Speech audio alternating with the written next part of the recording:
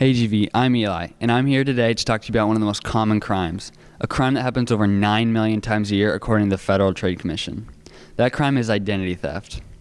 But there are many simple steps that you can take to prevent falling victim to identity theft, such as good password practice, being safe on social media, and not discarding your personal documents. Hey GV, I'm here with Miss Howard, your personal finance teacher, which covers a section over identity theft. So Miss Howard, what tips would you have to prevent falling victim to identity theft? I think there's a number of tips you can follow in order to prevent identity theft. I think one of the first things I would do is just be smart about how you handle your finances, meaning if you have old credit cards, throw them away, shred your mail. It's amazing how much mail we see just that gets loose from like our neighbor's trash, and it's like, oh, it's a bill. Shred those bills because a lot of times they have your credit card numbers on them. Don't give your friends your passcodes. Don't use your social security code number as passwords. And just like when you see a mail from someone you don't know who it's from, like an email, don't open it. Or if you think someone, like your bank sends you an email or calls you about something, call your bank directly back and don't use the numbers on there. It's just being smart and wise would be some of the things I would suggest. All right, thank you for those tips. Now, even if you do take all these tips, you may still fall victim to identity theft. So if you do, follow these simple steps in order to prevent further loss. So Ms. Howard, what steps would you take if you did fall victim to identity theft? I think beyond just panicking, which would be the natural thing to do, the first thing you should do would be contact your credit card companies, let them know, hey, my credit cards, or I've become victim of theft. I would also contact the police department because a lot of times they can help find or research things that are going on. And if you want to receive any reimbursement, depending on what was involved, they're going to want to start an investigation. The other thing I would suggest doing would be contacting your three credit three credit bureaus and let them know, hey, this is going on, and they can also send out alerts. All right, thank you for those steps to do if you fall victim to identity theft. I am now here with Miss Kennedy, one of your journalism teachers who have actually been a victim of identity theft. So Miss Kennedy, how did it happen?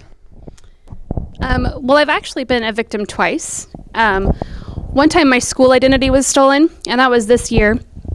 I realized 1 second that I had been locked out of all my email accounts, and our director of technology came down and said that my email had been stolen and was being used to solicit personal banking information from people in Texas, and they were actually sending this information to these people that had stolen my account and used my school email address.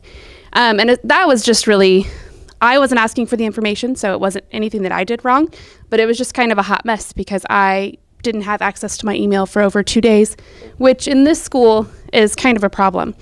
The second way that I was affected is that I have had my credit card stolen before. And I know that Ms. Howard had talked about some of the things that you should do. You know, the first thing I did, I got onto my mobile app because my credit card has a mobile app, and I went ahead and I froze that account so that if somebody was trying to use it, that they could no longer use it. And I was able to call the next day because it was later. I was able to call the next day and have that account. You know, I talked to the customer service people with my credit card company and explained to them what had happened. We went through all the charges to make sure that they had not made any charges while they had my card, and they were able to just cancel that account and start a whole new one and mail me a new check or mail me a new credit card. So it worked out pretty well. And how did both of those events affect your emotional and your personal life? I would say my personal life was affected by the credit card being stolen. I was out of town. I was not home. It was my only method of payment. So I was kind of in the wind to say, you know, I was down visiting friends, and that was the only thing that I had brought with me to make payments on things. So I have really nice friends, and they helped me out and, bought me dinner and things like that because they love me. But as far as the personal effects of my school email being stolen, it was really just more of a hassle because I had to go through and, talk to other teachers in my department and things like that to make sure I wasn't missing things and to make sure all of that wasn't happening. But other than that, it was really just a hassle. Thank you very much, and I'm glad to hear everything's okay now. Well, GV, those are all the tips I have for you today.